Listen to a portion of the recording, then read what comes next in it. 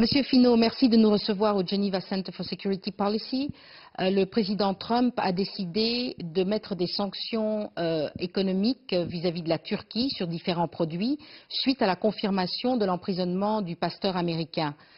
Quelles sont, à votre avis, les conséquences pour ces deux pays qui sont des alliés de longue date? Oui, ces mesures assez surprenantes ne font que, évidemment, détériorer les relations entre la Turquie et les États-Unis. Et elles s'inscrivent au-delà de ces litiges, de ces différends qui pourraient être réglés de manière habituelle, bilatéralement ou dans une enceinte internationale comme l'Organisation mondiale du commerce.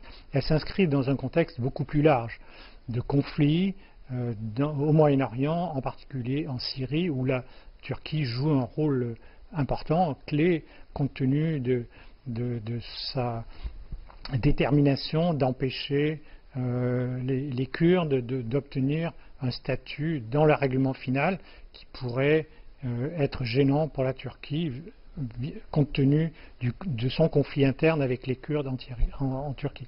Alors justement, le conseiller en sécurité nationale des États-Unis, John Bolton, était de passage à Genève il y a quelques jours. Il a rencontré son homologue russe. Est-ce que, d'après vos renseignements, cela a fait partie des discussions? Apparemment, les États-Unis et la Russie sont prêts à continuer ce dialogue. La Russie, de son côté, va certainement continuer à essayer d'obtenir un accord au moins avec l'Iran et la Turquie, pour ensuite, éventuellement, si la pression de la communauté internationale est suffisamment forte, pour pouvoir ensuite faire état de cette entente au sein du contexte plus large des Nations Unies. Parce que, là encore, rien ne pourra se régler définitivement. Il n'y aura jamais aucune solution, ni militaire ni politique, sans une implication des Nations Unies, du Conseil de sécurité, des partenaires occidentaux qui sont impliqués aussi militairement dans la région.